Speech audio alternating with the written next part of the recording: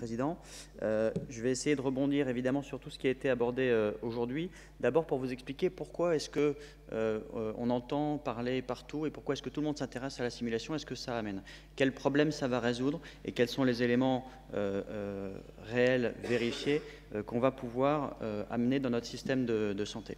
Alors je voudrais juste vous dire que je n'ai pas de lien d'intérêt, pas de conflit d'intérêt spécifique sur ce sujet, vous avez mes missions actuelles. Évidemment, la simulation va être un élément absolument révolutionnaire qui va permettre de lier l'hôpital et l'université, notamment dans le concept de la formation, en cassant un certain nombre de silos.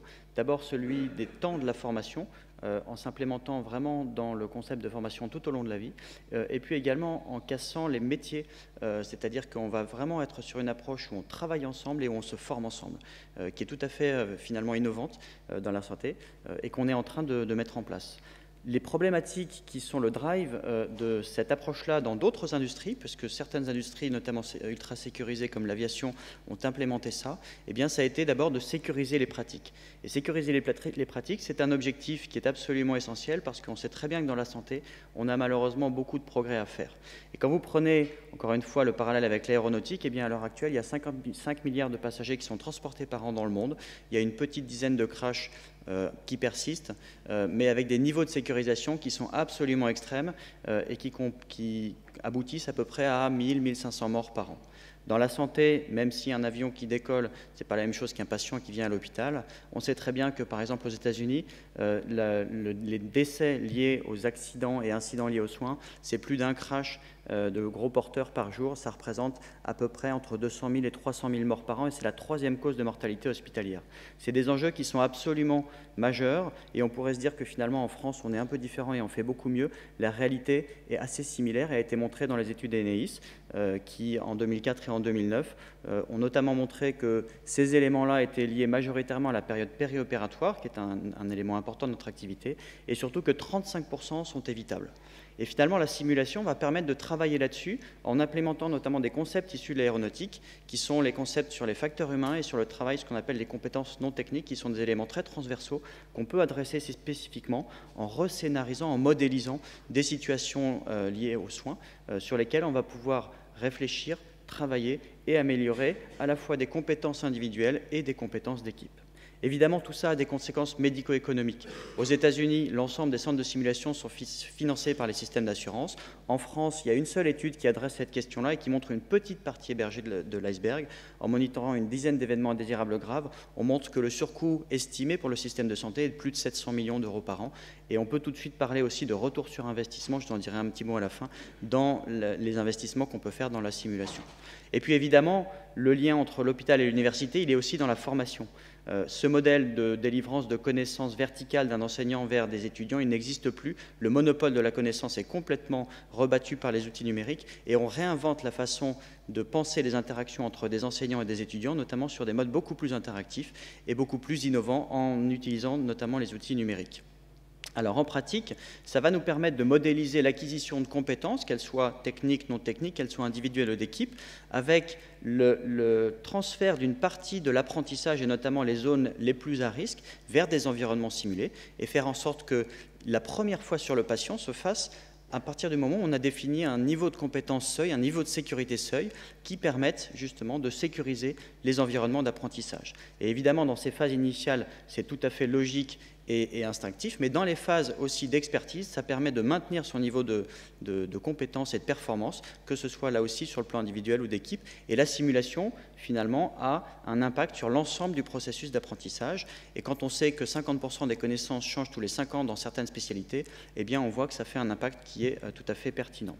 Alors en pratique, on va travailler à la fois avec des outils très spécifiques pour apprendre des tâches, des gestes, parfois très simples. Vous connaissez tous le massage cardiaque, vous connaissez tous les têtes d'intubation, vous connaissez peut-être moins les coronarographies virtuelles ou la fibroscopie ou la coloscopie virtuelle ici. Et on peut s'entraîner sur des éléments qui sont de plus en plus complexes, qui intègrent des compétences spécifiques pour justement non seulement mieux se former, mais aussi être capable de s'évaluer et de définir ces fameux seuils de sécurité à partir duquel on pourra prendre en charge des patients. De façon plus globale, et là je vais vous demander de lancer la vidéo, on va pouvoir aussi modéliser des pratiques de soins, mieux les comprendre, mieux les travailler, mettre en place des innovantes dans certains systèmes. Et vous avez ici certaines vidéos qui sont prises sur le centre de simulation qui vous montrent comment est-ce qu'on peut, dans un contexte tout à fait réel, remplacer un patient par un mannequin et comprendre à partir de l'analyse de ce qui est fait avec les différents acteurs, comment est-ce qu'on va intégrer l'amélioration des pratiques pour mieux prendre en charge les patients. Ce qui est intéressant, c'est qu'on peut travailler à la fois sur des aspects techniques, mais aussi sur des aspects relationnels. Et là aussi, vous pouvez lancer la vidéo. Vous voyez qu'on a remplacé le mannequin par une actrice qui va jouer le rôle d'une future maman à qui on annonce que malheureusement son bébé est décédé alors qu'elle pensait accoucher la semaine prochaine. Et donc, on va entraîner des professionnels à annoncer ces éléments-là, à gérer des charges émotionnelles importantes, à gérer des patients qui vont être agressifs, mutiques, qui vont ne pas comprendre, etc. Et justement, adresser une partie importante des plaintes qu'on voit arriver, notamment dans l'exercice de la santé, qui concerne justement la relation entre les patients et les professionnels. Et puis évidemment, le virage numérique, on l'a mis en place, et ce que vous a montré Dassault Systèmes dans la recherche, eh bien ça existe dès aujourd'hui, c'est pas demain, c'est dès aujourd'hui dans la formation, où on est capable de justement modéliser des environnements de soins. Je vais vous demander de lancer la vidéo également.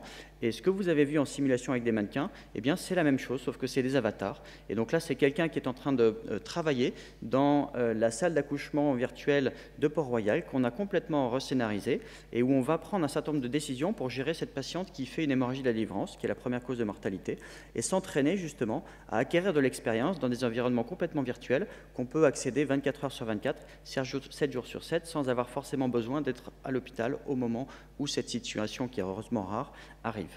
Et vous avez compris qu'on peut se mettre dans n'importe quel environnement, la vidéo également s'il vous plaît, à la fois à l'hôpital, au cabinet du patient ou en préhospitalier, et faire un lien extrêmement important entre les contraintes territoriales qu'il peut y avoir en termes de collaboration entre différents établissements.